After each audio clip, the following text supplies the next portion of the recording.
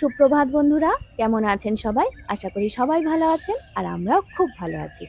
তোতার ফ্যামিলির আরও একটি নতুন ব্লগে আপনাদেরকে অনেক স্বাগত জানাই। আর কয়েকদিন প্রচণ্ড গরমের পরে কালকে রাত্রিরে একটু ঝড় বৃষ্টি হয়েছে। আর গ্রামের দিকে তো তোমরা জানো, একটু যদি জোরে হাওয়া দেয় তাহলেই কারেন্ট চলে যায়। আর কালকে যেহেতু রাতে একটু ঝড় বৃষ্টি হয়েছে, রাত্রির থেকেই কারেন্ট নেই। সেই জন্য রাত্রিরে একটুও ঘুমোতে পারিনি। আর বাইরের দিকটার ওয়েদারটা ভালো ছিল, ঠান্ডা ছিল, কিন্তু ঘরের ভিতরে তো সেই একই গুমোট, ঘুমোতে পারিনি। সারা রাত্রি ছেলেগুলোকে হাওয়া করতে হয়েছে। আর কখন যেন ভোরের দিকে একটুখানি ঘুমিয়ে পড়েছিলাম। তবে আজকে উঠতে যে আমার খুব একটা বেলা হয়েছে তা নয়, মোটামুটি 5:30 মতো বাজে এখন। দেখতেই পাচ্ছ বাইরেটা এখনো অন্ধকার হয়ে আছে, কারণ কি মেঘ করে আছে।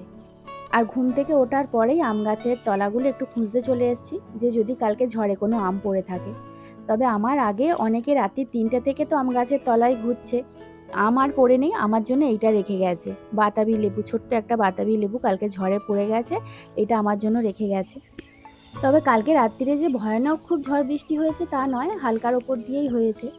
আর কালবৈশাখীর পরের দিন সকালবেলা মানে ভোরবেলা আমাদের বাগানে মেলা বসে যায়। তাল পাতা কুড়োনার ভিড়, নারকোল পাতা কুড়োনার ভিড়, পুরো পাড়ার লোক চলে আসে আম কুড়োতে। এখন আম লিচুর সময় তো। আর কালবৈশাখীতে পুরো আম গাছের, লিচু গাছের তলা বিছিয়ে পড়ে থাকে। তবে আজকের পরিস্থিতিটা মনে হচ্ছে অতটা বাড়াবাড়ি কিছু ছিল না, তাহলে কাউকেও দেখা যেত। আর রাস্তাতে জলও জমেনি, কাদাও হয়নি, কারণ মাটিতে যা টান ছিল, যেটুকুন বৃষ্টি হয়েছে সেটুকুন টেনে নিয়েছে, মাটি শুকিয়েই গেছে।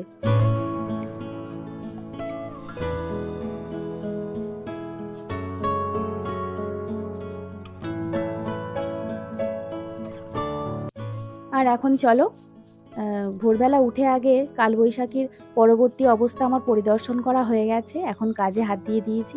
তবে আজকে আমার অবস্থা খারাপ হয়ে যাবে উঠোনটা ঝাঁট দিতে। সেরকম জোরে ঝড় না হলেও ঝড় তো হয়েছে। দেখো, পুরো উঠোনটা পাতাতে ভর্তি হয়ে গেছে। বাড়ির বাইরেটা তো বাঁশ পাতা আর আম পাতাতে একদম ভর্তি। আমার কোমরটা আজকে বরবাদ হয়ে যাবে।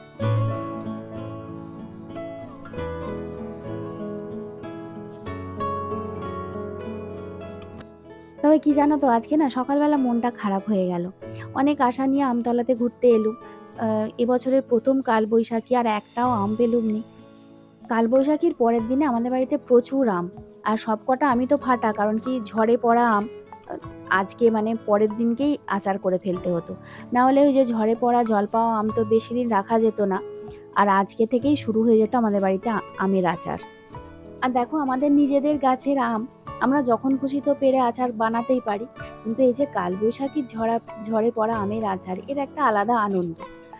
আর দেখো, আজকে তো আম পাইনি, সেই জন্যে আচার বানানোর কোনো তোড়জোড়ই নেই বাড়িতে। কিন্তু কালবৈশাখীতে পড়া যদি ফাটা আম থাকতো এতক্ষণে বাড়িতে, তো আমার মা, আমি সবাই মিলে এতক্ষণ হৈ হৈ লেগে যেত যে কিসের আচার বানানো হবে, গুড়ের না চিনির।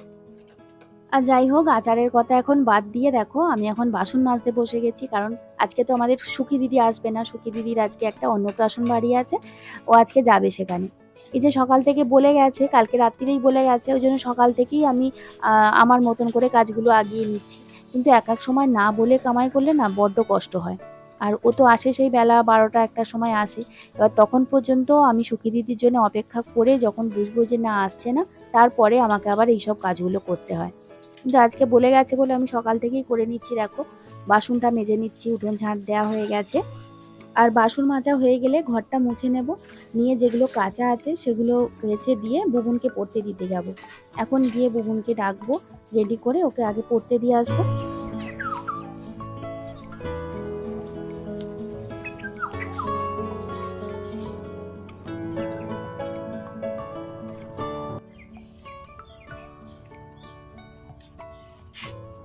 বাবা, গরমে যেন প্রাণ বেরিয়ে যাচ্ছে। আমাদের এখানে এত গাছপালা, এত ফাঁকা জায়গা, তবুও এত প্রচণ্ড গরম হচ্ছে। আর সকালবেলায় দেখো, একটা বিশাল বড় কাজ করে চলে এলাম, বিশাল বড় কাজ।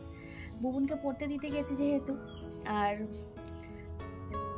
যেহেতু পরেছি চুড়িদারটা, আমি ভাবছি যে আর দুবার করে তো পরতে পারবো না এই গরমে। একবার যখন পরেছি, একবারে মাছটা নিয়ে চলে আসি। আর কিচ্ছু নিয়ে যাইনি, দেখো ব্যাগপত্র, টাকা পয়সা কিচ্ছু নিয়ে যাইনি, তা ধারেই নিয়ে চলে এলাম। দুবার করে বাজারে যাওয়ার যে কষ্ট, তার থেকেই ধারে মাছ নিয়ে আসা অনেক কষ্টটা কম। কালকে রায়বাবু যাবে, দিয়ে চলে আসবে। আর দুবার করে কেউ যেতেই ভালো লাগছে না। একটু মাছ নিই, 2 রকমের মাছ। আবার বললাম শুধু কাতলা মাছ দিতে বললাম, আবার বললো আজকে ভালো চিংড়ি মাছ আছে, চিংড়ি মাছও নিয়ে নাও বলে, আবার অল্প করে চিংড়ি মাছ দিয়ে দিল। মানে 2 রকমের মাছ। আজকে কি রান্না হয় দেখি। 2 রকমের মাছ আছে যেহেতু, দেখা যাক, মাকে বলি কি রান্না করে আজকে। প্রচণ্ড গরম। আজকে কখন ঘুম থেকে উঠেছি জানো? ঘুম থেকে উঠতে হয় না, মানে কারেন্ট চলে গেছে, নিজে থেকে ঘুম ভেঙে গেছে। তখন রাত্রি 2টো থেকে কারেন্ট নেই। 2টো থেকে সেই বুবন তো ঘুমাচ্ছে বাচ্চা, ওকে সেই হাওয়া টেনে যাচ্ছি, পাখার হাওয়ায় বাতাস করে যাচ্ছি। আর ভোর 4টে থেকে ওকে মায়ের কাছে দিয়ে মা বাতাস করছে, আমি আর আমার বড় ছেলে আমাদের আম বাগানে গিয়ে শুয়েছিলাম। সেই রাত্রি 2টো থেকে চলছে এরকম।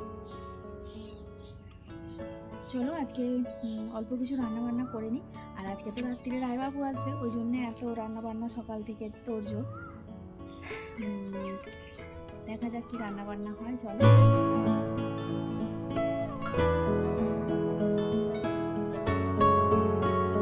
আর এখন বেশ পরপর কয়েকদিন চিংড়ি মাছ হচ্ছে, কারণ চিংড়ি মাছটা আমার ছেলেরা ভালোবাসে। আর রান্নার জোগাড়টা করে রেখে আজকে লিচুগুলো পাড়িয়ে নিতে হবে, কারণ কালবৈশাখী যখন আরম্ভ হয়েছে, কালবৈশাখীর ঝড়ে তো লিচুগুলো পড়ে নষ্টই হয়ে যাবে, ওই জন্য পাড়িয়ে নেব। আমাদের এখন লিচু পাড়া হচ্ছে।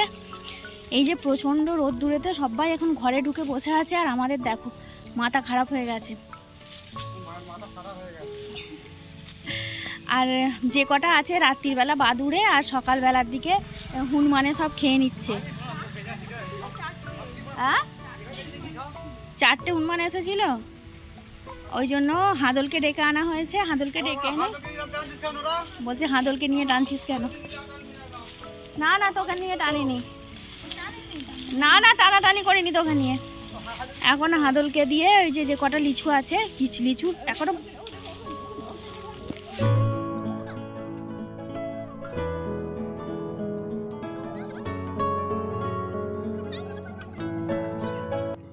রাত্রিরে ঝড় বৃষ্টি হয়েছিল, কিন্তু দেখো সকাল থেকেই আবার সেই রকম রোদ্দুর, পুরো গা জ্বলে যাওয়ার মতন রোদ্দুর। আর লিচুগুলো না এখনো ভালো পুষ্ট হয়নি, কিন্তু কি করব বলো, রাত্রিরেতে বাদুড় খাচ্ছে, সকালেতে হনুমানে খেয়ে নিচ্ছে। আর পাড়ার বাচ্চাদের কথা তো বলাই বাহুল্য, সব সময় গাছের গোড়ায় পড়ে আছে। আর কালবৈশাখী যে আরম্ভ হয়েছে, কিছুই থাকবে না, কেউই খেতে পারবো না। তার থেকে যদি 2টো পেড়ে নিতে পারি, তাহলে আমাদের বাচ্চারা গাছের লিচু তো একটুখানি খেতে পারবে। আর আমরা এখন চলে এসেছি হাদলকে নিয়ে এখানে লিচু পাড়তে, মা আর আমি। আর রান্নাবান্না এখনো পুরোই বন্ধ হয়ে পড়ে আছে।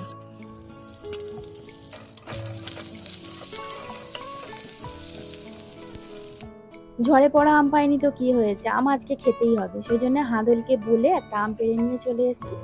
আর আজকে টকের ডাল করব।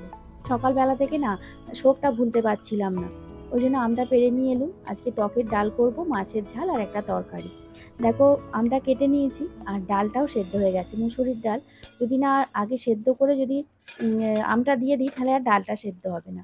ওই জন্য ডালটা সেদ্ধ করে এবার আমটা দিচ্ছি, আমটা সেদ্ধ করে নেব।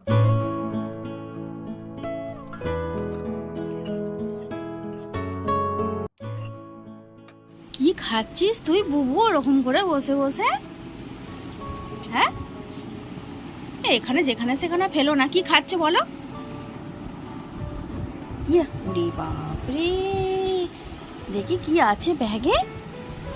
ও মা গো, চুপ করো, এত কম কেন?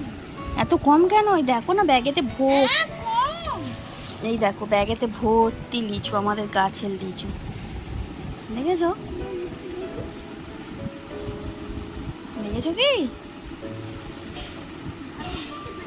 হ্যাঁ, ভালো দেখতে পাচ্ছি না বলে ব্যাগের ভেতরে মাথাটা গলিয়ে দিতে হবে। এবার দেখতে পাচ্ছিস? হ্যাঁ, এবার দেখতে পাচ্ছ? আমাকে একটু ভালো করে দেখাও, একটু বাইরে বার করো দেখি, বাইরে বার করলে আরো ভালো।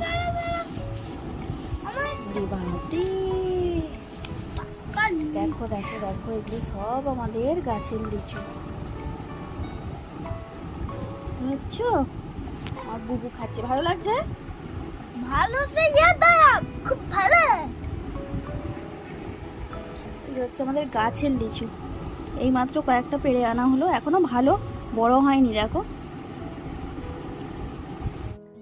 আর আজকে লিচু পাড়ার ঝামেলাটা করতে গিয়ে না রান্নাবান্নাটার অনেকটা দেরি হয়ে গেল। আমাদের বড়দের ঠিকই আছে, ববুনের একটু দেরি হয়ে যাচ্ছে, বাচ্চা মানুষ তো। ওর অবশ্য আলু ভাজা ডিম সেদ্ধ হয়ে গেছে, ভাবছি ওকে আগে খাইয়ে দেবো।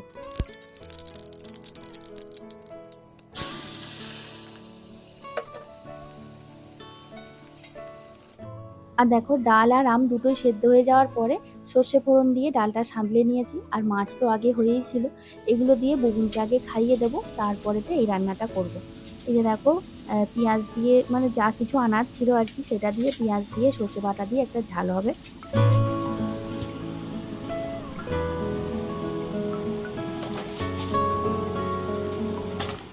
আর দেখো দুপুরবেলা খাওয়া দাওয়ার পরে আবার তোমাদের কাছে এসেছি। এখন হচ্ছে বিকাল 5টা মতো বাজে। বুবুন খুব বায়না করছিল, কারণ কি স্কুল খোলা থাকলে তো ওর সময় হয় না একটুখানি খেলবার। আর এখন স্কুল ছুটি আছে বলে না প্রত্যেক দিন বায়না করছে, মা আমাকে একটু মাঠে খেলতে নিয়ে যাবে। এমনিতে তো খেলার সময় হয় না, ওই জন্য আজকে বিকেলে নিয়ে এসেছি একটু খেলার জন্য মাঠে। চলো না, বুবু এবার বাড়ি যাবে তো? হ্যাঁ, 5:30 বাজে। হ্যাঁ তুই পড়িস তো আন্টির কাছে? আর আন্টির কাছে পড়তে যাবি না? ও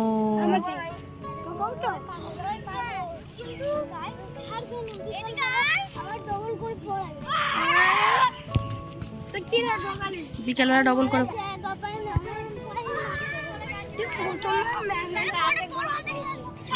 চলো না এবার চলে যাই, আবার পড়তে যেতে হবে তো বুবু। চলো না চলে যাই। ও এগুলো সব তোর বন্ধু? হ্যাঁ রে সায়ন, এগুলো সব তোর বন্ধু? ও এর নাম সৌম্য। আচ্ছা আচ্ছা, লোগা। চলো হাত পাটা ধুয়ে নাও ভালো করে, মুখে জলের ঝাপটা দাও। হ্যাঁ ওরম করে 2 হাতে করে নিয়ে জলের ঝাপটা দিতে হয়। চলো হয়েছে, হাত পা ধোয়া হয়েছে। কি খাবে এখন, দুধ খাবে না বিস্কুট খাবে? কি খেয়ে জল বিস্কুট খেয়ে পড়তে যাবে? চলো মুছিয়ে দিয়ে এসো। এই তো গামছা, এই তো গামছা দেখো। চলো এসো। এখন তো বুবুনদের স্কুলে ছুটি আছে, ওই জন্য যে আন্টি পড়ায় ওকে, ও দুবেলায় পড়ায়, সকালেও পড়ায়, আমার সন্ধ্যেবেলা 6টা থেকে পড়ায়। ওই জন্য একটু বিকালবেলা খেলাও হয়ে গেল, সাইকেল চাপাও হয়ে গেছে, মেজাজটা বেশ ভালো আছে। আর এখন পড়তে যাবে বলে একটু বিস্কুট খাচ্ছে। আর ওকে পড়তে দিয়ে এসে তারপর আমি সন্ধে দেবো, বৈকালির জোগাড় করে দেবো, আর রাত্রিরে রান্নাটাও তাড়াতাড়ি করে নেব। ঠিক আছে, তাহলে আজকে ব্লগটা আমি এখানেই শেষ করছি। তোমরা সবাই ভালো থাকবে, সুস্থ থাকবে। আর ভিডিওটা যদি ভালো লাগে তাহলে অবশ্যই একটা লাইক করে যেও।